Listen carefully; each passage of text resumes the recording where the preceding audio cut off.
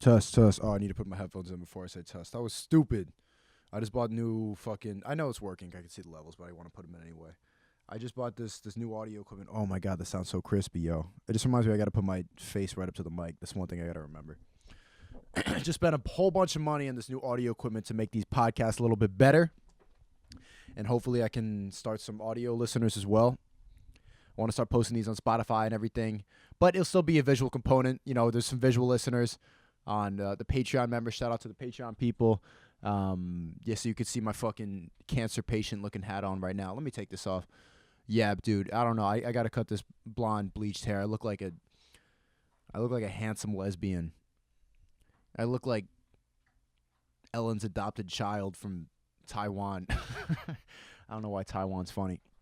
I did just record this, and then I fucked up because I was recording stereo instead of mono. I'll show you the audio thing. It's a Zoom recorder. That looks so professional, bro. I got this real mic now. No backup recording right now. I hope this doesn't fuck up again because I don't want to do this again. It was a whole thing. A big-ass spider came in, was hopping around. I killed it on camera. It was kind of sick, but nah. It was too, you know how it goes. You know how it goes. But I do feel way more professional, and it just sounds so cool, dude. Even if I wanted to get even more professional, I have those big-ass podcast headsets on. But do you really need those if you're just listening to your own voice? I feel like these fucking work. I don't know. Maybe just people want to look richer than they are. Or it actually looks better because it matches the microphone. This mic looks cool. The fucking cover on this looks like a black dude's afro from the 70s. You know what I mean? You can't see it for the people listening, just to the audio, but it does. It looks like a 70s afro. It looks like an NBA. Yeah, well, shut up. All right, cool. So I got a lot to talk about today. I'm going to start riffing. There's two things I want to talk about. And there's also, I might go live on Instagram and like reply to people. I think that'd be cool to go live. And then also I get the free Patreon plug. You know what I mean? Shout out to the one editor. I forgot his name, but he's been emailing me. And he just cut up a video of the first 9 episodes.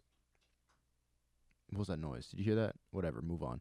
He clipped together like a montage or just like podcast highlights from the first 9 episodes, which is dope. It's dope to see. I'm going to post that on YouTube.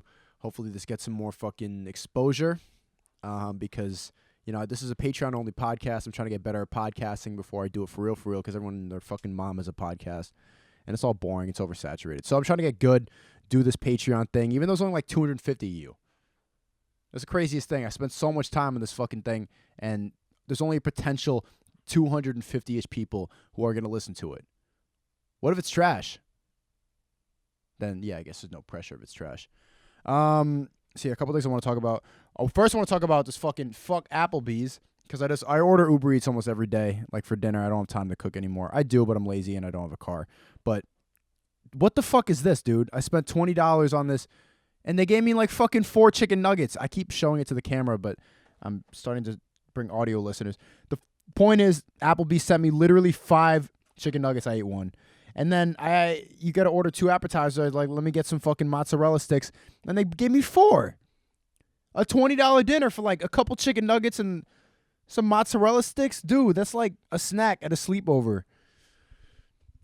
Adult world's different, man. $20 is $1 as a kid is, what's the analogy? I read this on a tweet and I fucked it up. Yeah. $20 is an adult dollar. Because this fucking couple chicken nuggets and mozzarella sticks, that's free at a sleepover, right? You're hungry, you go to your white friend's house for a sleepover, you play some Xbox, their mom makes you some pancakes, some waffles, and you might get a couple mozzarella sticks. And it's free, you don't say a word. You want that food now, you order it on Postmates, Uber Eats, whatever fucking app, and you get a little, like, what the fuck is that, man? Come on, dude. Whatever. That's being an adult. My poor influencer life. All right, let's talk about Trump. We're talking about Trump, guys. We're talking about Trump. You guys paying attention to the election? Huh? Anyone registered to vote? Nothing? No? You guys care? Because Trump is probably going to win the election. I've accepted it. I think the first stage of grief is acceptance. He's going to fucking win. I hope he doesn't. I really hope he doesn't, because I'll get into the pros and cons of his presidency so far, but my main gripe with him is he's just a fucking embarrassment, right? The president is supposed to represent us as a people, and whether or not you like him, the guy's fucking embarrassing. Okay, you can't argue against it that he's not an asshole, that he's not a dick. He's just like a graduated high school bully who somehow made it this far in life without getting canceled, without getting the shit kicked out of him, without anyone ever telling him no. The guy can't take an L. I'll give him credit for that. Like, he's got a pretty good track record. Dude, he was wilding out talking about grabbing pussies, sending the Mexicans because they're murderers and rapists. Dude survived all of that. Shane Gillis, the guy I interviewed in my last video, but he called one Asian guy a chink and he got fired from SNL as a joke. Joking. This guy Trump is serious. Build the wall, send the Arabs back home. Let's put the Mexican kids at the border in trash bags. And he has survived the impeachment. He survived everything the left is throwing at him. The man can't take a no. And my number one gripe with him, he's just a fucking embarrassment, dude. Like we've always been the laughing stock of the laughing stock of the. Is that the phrasing? The laughing stock? That doesn't sound right now that I'm saying it. But we've been a fucking joke to the Europeans for I don't know how long. The fucking Americans and their large movie theater drinks. Why is the Coca-Cola so capitalistic? You know what I mean?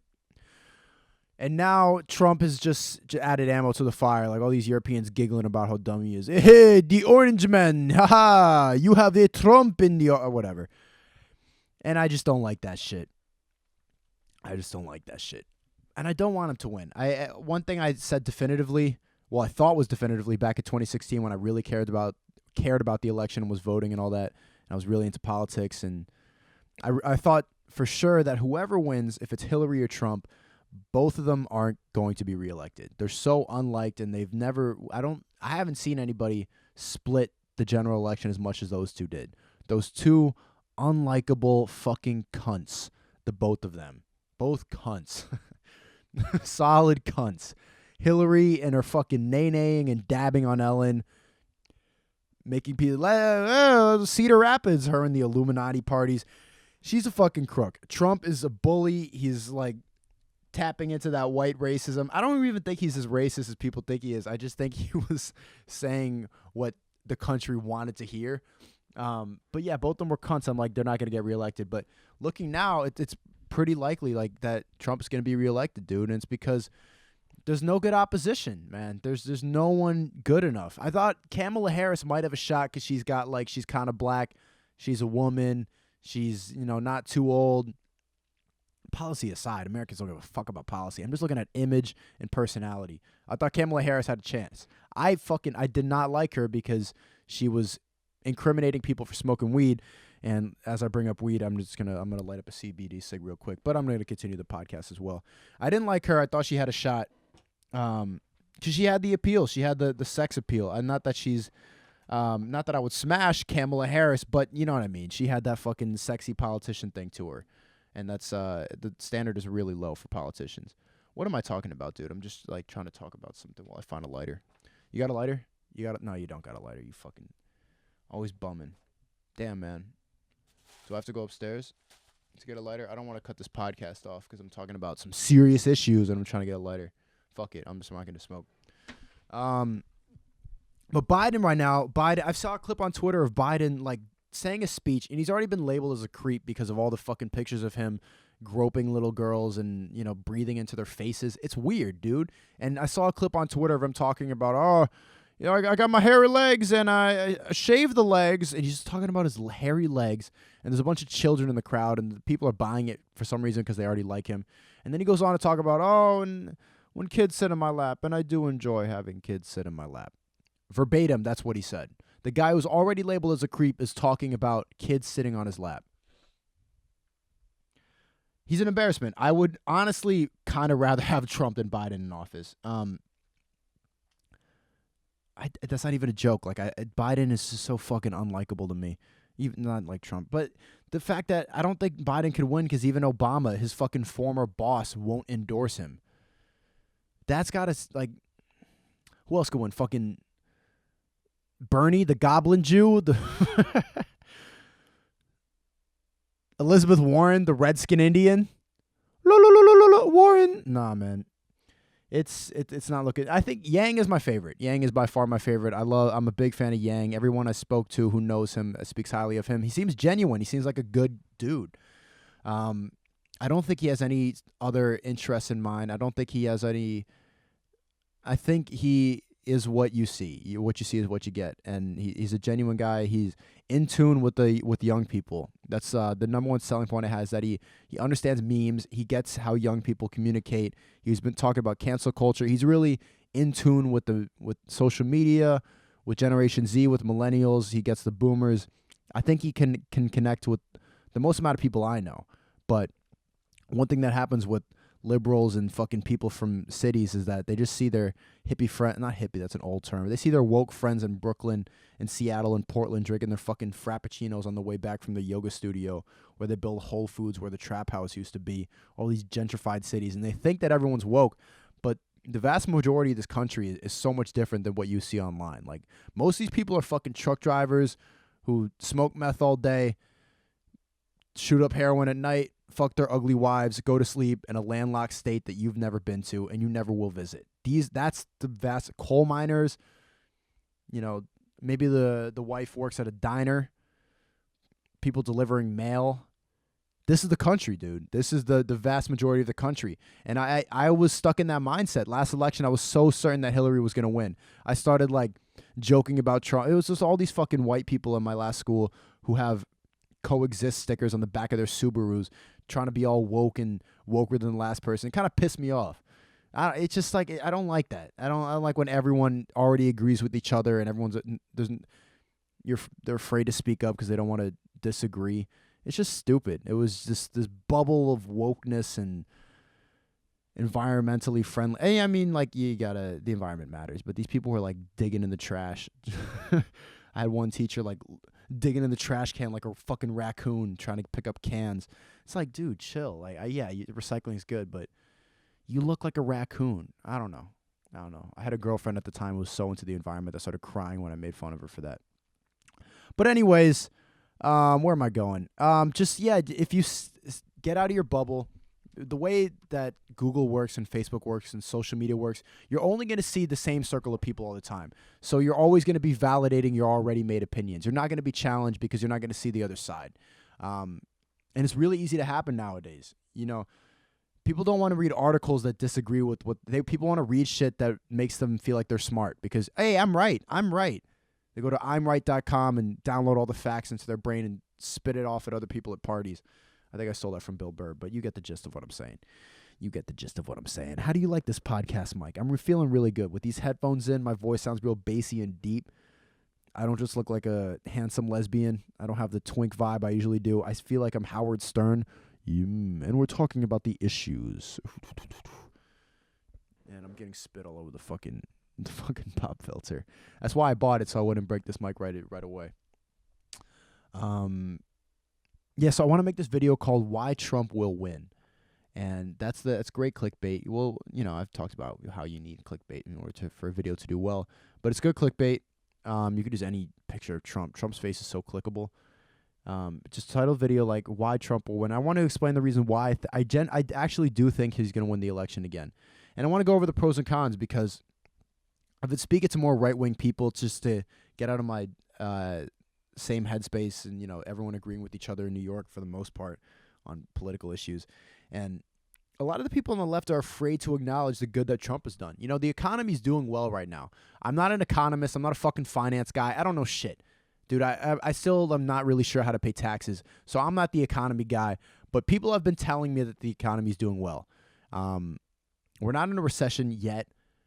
We're doing okay. The vast majority of day-to-day life has not changed since Obama was elected. Okay, there's Mexicans and trash bags at the border. Correct. But your life in your comfortable suburban home, you open the door, you go to school, you go to work, you eat something, have a burger, have a hot dog, drink your milkshake, and you go to sleep. Your normal life is not that different. We've had Trump in the office for 3 years. He's done some good shit, man. And I don't know how fucking MAGA I'm coming off right now. I don't like the guy. I've already fucking talked about that. I shouldn't be afraid to say positive things about Trump. But with the climate that we have right now, there's reason to be. But, you know, another good thing he's done was help calm the relationship between the United States and North Korea. For example, when Obama was in office, and I got to sneeze so bad it's coming. Is it going to come? damn, man, when you start thinking about it too much. Oh. Bless you. Quality podcasting here. All right. But when Trump was in office, I don't know if you remember, but the threat of a nuclear war was very strong. Kim Jong-un was wilding out. 2015, 2016. Even Seth Rogen made a movie about how much he was wilding out. People were genuinely worried that this dude Kim Jong-un was going to go on a fucking ego rampage and nuke the whole world. That was a concern that people seem to have forgotten. But Trump met with Kim Jong-un, and they seemed like they got along pretty well. And I mentioned this to my dad, for example, and he's like, oh, Trump is just Kim Jong-un's puppet. You don't even understand. He's got him in his pocket. Well, nobody's worried about a nuclear warfare anymore. Whether or not Kim Jong-un has Trump in his pocket, whatever. We're not worried about him nuking to prove how big his balls are. Like, that's the threat in 2015, 2016. Kim Jong-un was like, dude was ballsy, man. It seems like a lot of you guys forgot about that, and Trump did calm that down. Another thing he did was help criminal justice reform. Because in America, our prison system has an overwhelming amount of black and Latino people in the prison system. We arrest mostly black people, and we imprison mostly black people and Latino people. And, Trump has said a lot of racist shit, but he teamed up, and this is not a fucking joke. It sounds like a headline from an Onion article. This doesn't sound real, but Kim Kardashian and Donald Trump have helped criminal justice reform. I never imagine telling that to someone in 2012. But, I need to look into this a little bit more. But apparently they got a bill signed, and it's called something act. I don't remember, and I don't want to look it up right now. But there's an act that helped reform these privately owned prisons. And I need to do more research about that. But it seems like the point I'm trying to make here is that the left wants to ignore anything that Trump has done well. They don't want to admit that he's a good person because they just don't like him. And I understand he's a shitty guy. He's not a nice person. We can agree on that. He's a dick. He's a dickhead. He's like a textbook dickhead. And what am I going with this? Did I have a point? Yeah. The left doesn't. They don't want to admit that he's done some good things, and I understand.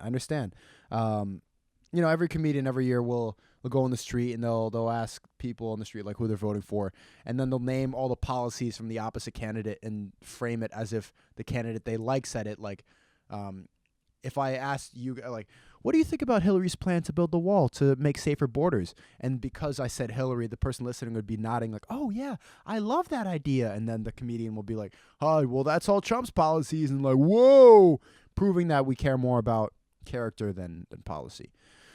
But we've known that. We have definitely known that. What else about Trump? So the opposition's trash. The left doesn't want to admit good things. People get stuck in their bubble. I wrote a couple notes about this. I've been writing the script. I'm trying to develop like a good video essay. You know what I mean? Where's my phone? I should have been more prepared. Audio listeners, how do you like this, man? How do you like this mic? It sounds good, dude. Steezy just fucking DM me. Where am I going with this? What was I talking about? Oh, man. See, my phone's so distracting. I open it up and I get fucking messages from the IG thoughts and clout gods. All right, let me. Fuck, I want to read these DMs so bad. I think this guy Steezy wants me to. Fuck it. What am I talking about? Trump. All right, come on, get back on track. Stop looking at booty. Clout will fuck anybody up. Man, god damn, dude, I've been so addicted to my phone the past couple days.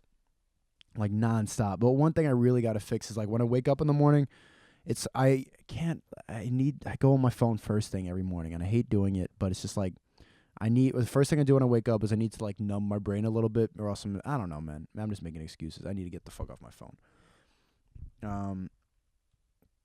Trump. Yeah, so that's basically where I'm at right now. It's people are gonna vote for Trump again because they're responding to the woke culture that we see right now. The climate of right now is unhealthy, and I think that the Me Too movement, the whole cancel culture outrage thing, is only helping guys like Trump because they've tried so hard to impeach him and get him canceled that they start canceling other people. Innocent guys like Shane Gillis, the comedian I interviewed in my video. The guy is not even on the right. He made a couple jokes with racial slurs, and they got him fired. And they're doing that because in his words, he's like, they can't get Trump, so they're getting dipshits like me. And so the rest of the country is responding to what they see. Like these guys, they might not be on Twitter as much as you, but they know what's happening. And people want to protect their freedom of speech. Most of the country doesn't agree with this whole outrage cancel culture thing. It's going crazy, dude. Like these K-pop fans are trying to get H3 canceled because he said that their thing is like a weird pedophile fetish thing, which is funny, dude. K-pop is fucking whack. Like, if you're listening to this and you listen to K-pop, please stop listening to this. I think the whole thing is fucking weird. Anyone can have their music taste. You can like jazz, you can like country music, you can like rap. But if you like, I understand that. But dude, if you listen to K-pop, something's not. You're goofy. You're weird. You're a weirdo. It's just K-pop and dude, I want to roast that in a video so bad. These fucking K-pop nerds, dude. It's absolutely wild. And remember that the vast majority of the country is not like you. When I say you, I'm talking about, I just need to, are you in the right headspace to receive this information? That. The rest of the country is not on board with none of that, man. Rest of the country's still getting used to the gay thing. And you guys are already moving ahead to gender non-conforming, non-binary, fluidity, whatever the fuck. And these people are still getting adjusted to gay. For these people, like, gay is still weird. And you're going, like, now you want to make up a million genders? Like, people are going to respond to this. They don't understand it. We need a guy who can speak to everyone, man. Who could speak like that. That's why JFK was the best. But who the fuck do I know? I was not alive when JFK was around. And I just saw The Irishman, so I think I know what I'm talking about. Speaking of The Irishman, did anyone see that movie, that long Martin Scorsese movie? I did not love it. I talked about it a little bit in the last podcast. And I was rewatching it in parts. Because it's fucking 3.5 hours. You can't watch the whole thing in one goddamn sitting. You don't think I got time for that? You serious, dude? Especially a movie that boring. My gripe with it is still boring. While I was watching it again, it is still boring. There's some good parts about it, but it's like Scorsese, you got to get more inventive with your settings and your scenery and what's in the shots. Like, okay, they're in a restaurant. Okay, it's an old-timey car. Okay, they're driving, and they're in New York, and there's candles in the back, and they're at a bar, and they're drinking. Like, I've seen this in a million fucking mafia movies, dude. We've seen this movie. Reinvented a little bit for 2019, man. We get it. Mob guys. Oh, he kills people. He beats people up, and they're Italian. Like, I fucking get it, dude. I get it. The New Yorkers with the fucking chain and the fucking pizza. I first realized how popular Trump was because I live on Long Island, which is a predominantly white section of New York. It's east of Queens. For people who don't know where Long Island is. And like I was at a bar with these fucking Italians, you know what I mean? I was at a bar, and I didn't know at this point, this was like a couple months ago, I didn't realize how popular Trump was on Long Island. I figured it's New York, like most people left here. I'm drunk, and I'm like, fuck Trump, you fucking dipshit. And everyone's like, what about the economy and the recession? These fucking Italians, they're talking about how he's not so bad. He's not so bad. He speaks his mind. He say whatever the fuck he wants to say. I want to be like that guy. He shits in the gold toilet, but he's just like me. He's just like one of us, huh? Come on. I got a chain around my neck and the chest hairs. He's one of us. He's just like one of the guys. Eh? I feel like I could have a beer with him. I don't know what accent I'm going to. I sound like a cartoon character. A fucking beer.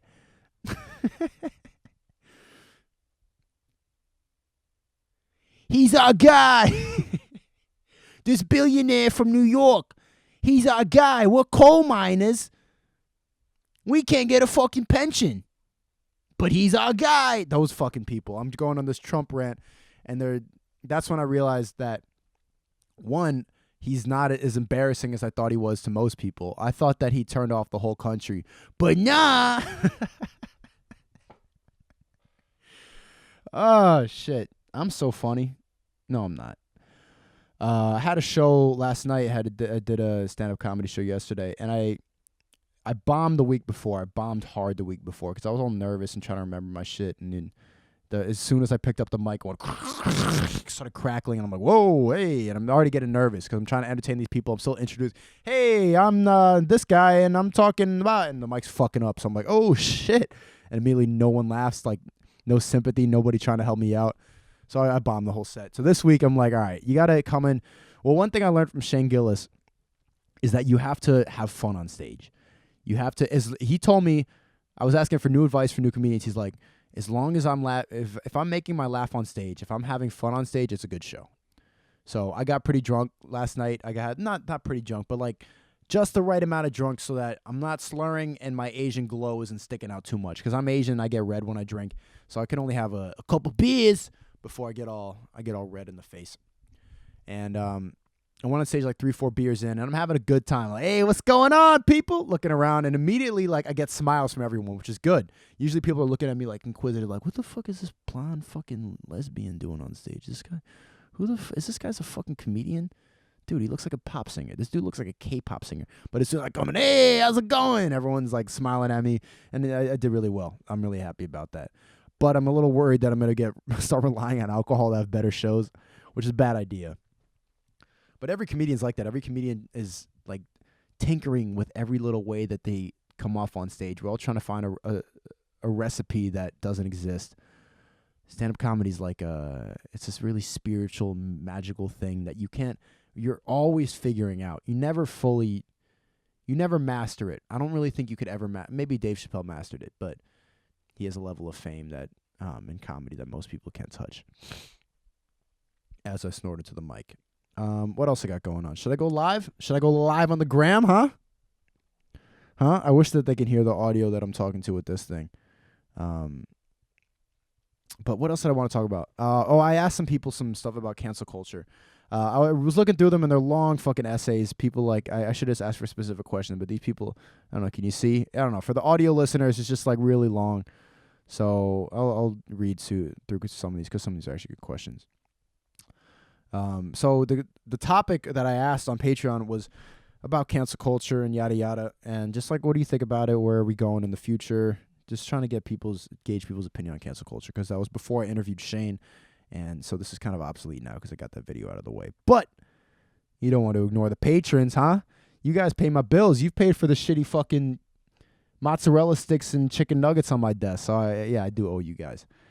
Oh, God, this got all weird. It became a transaction. I'm going to read the comments because I want to. Yeah, that's much better. Miguel Espinoza says, we are living in a snowflake culture.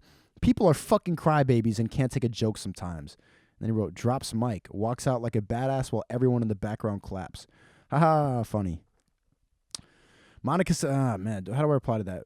It's just like you said the very blanket statement of how people complain about cancel culture. Ooh, snowflakes, crybabies. Like, say something that we haven't heard. But it's not like I disagree with you. Monica says, cancel culture is annoying as hell. Its basis, it's mostly people hopping on a bandwagon trend just because they're bored. It's like some shitty outlet for people to let out their pent-up anger that they've never said to someone's face. That is something I haven't thought about. Yeah, I have thought about that. Yeah, when you're online, you get to get out all of your emotions because you don't have to deal with the face-to-face rejection. Like, if you say the shit that these people are saying online, you'd see their face get all weird and crinkled up, and you'd have to confront them, and you'd immediately start apologizing, right? But you're online, everyone's gonna jump on the bandwagon with you. It's mob mentality online. It's exactly what it is.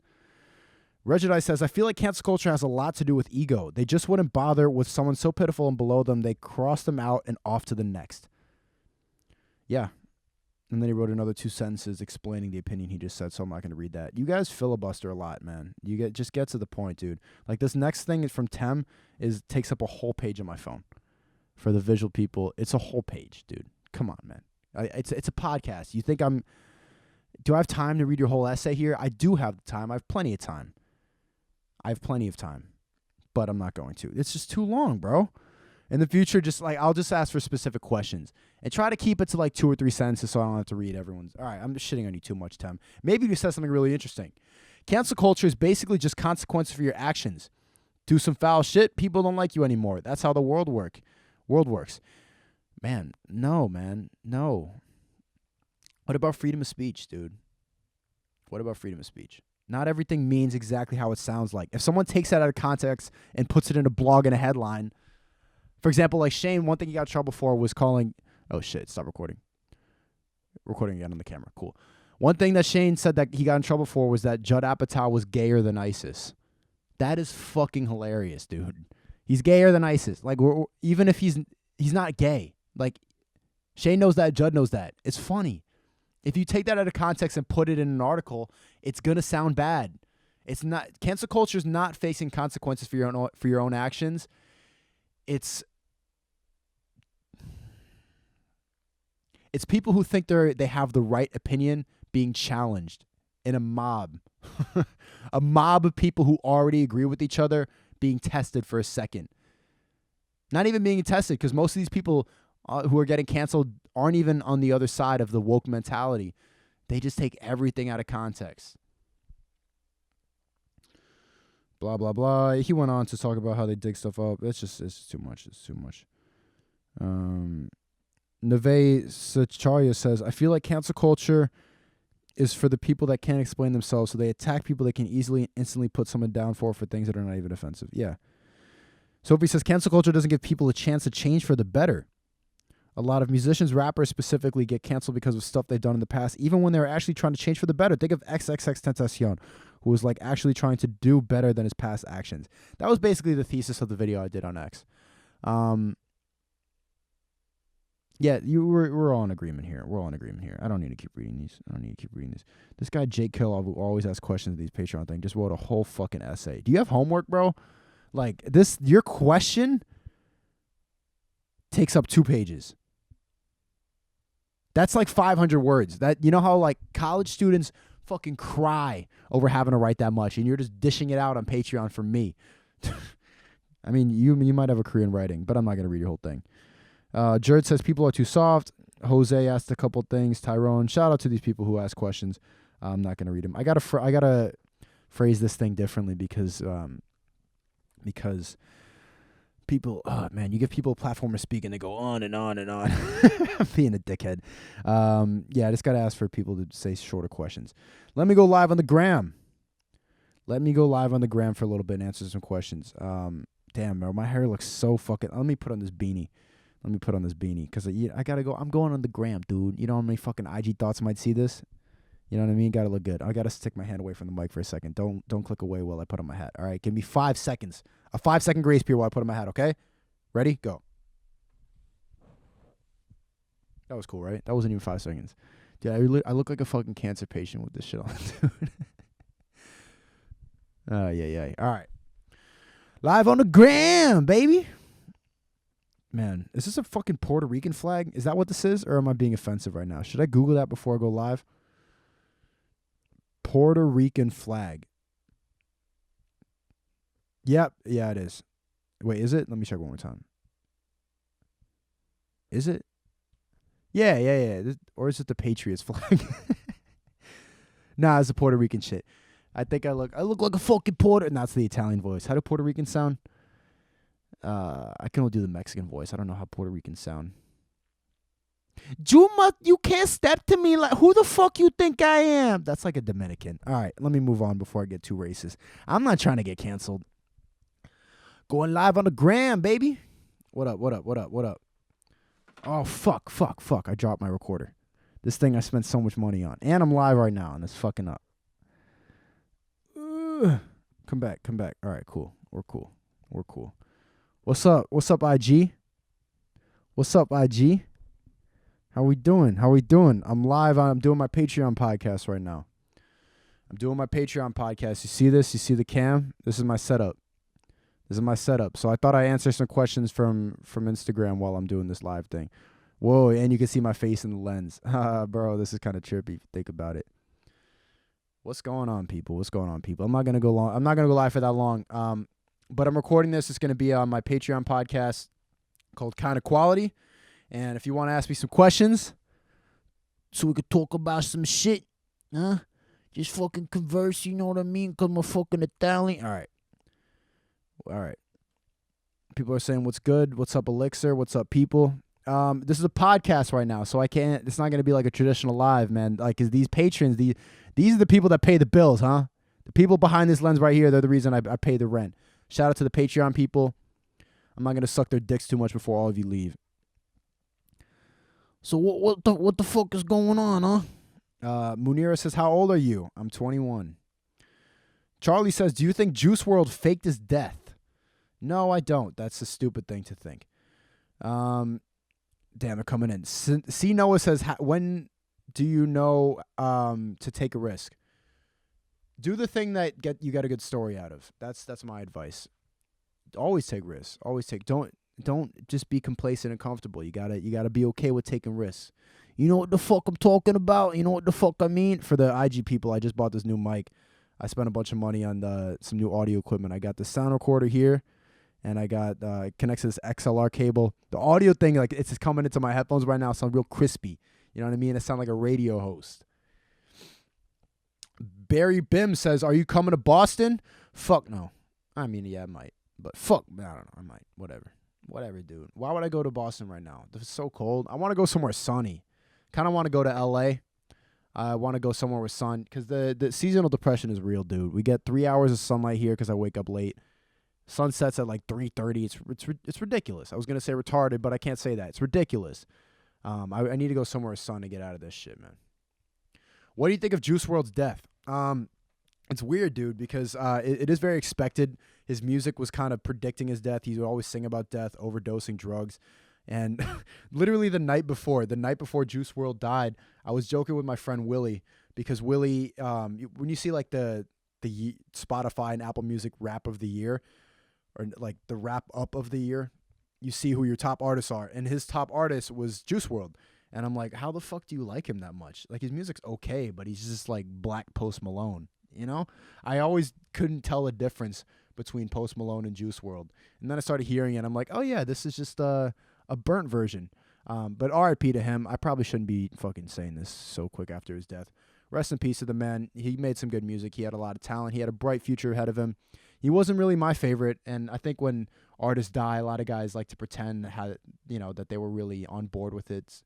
As soon as someone dies, they start tweeting every fucking picture that they can think of them because they get some retweets. Oh, I took a picture with them at a fucking meet and greet. Who fucking cares, dude? Let the man rest. Stop trying to get him use his death for clout. It's ridiculous. It's whatever. Or maybe we're just memorializing in a social media era. Who knows? Who knows? Who knows? And you got any more questions? Huh? Lena on the low says, who would you like to interview next? Well, I like the theme. I've done 2 interviews, and they were both people who were canceled, Kyle Kashuv and Shane Gillis. I like the theme of interviewing people who don't really have a platform because I'm privileged to have this platform on YouTube where, YouTube is the new TV, and I have viewers. Like, I can get things seen. I can let people be heard. I have a platform. People always try to de-platform. I have a platform before they take it away.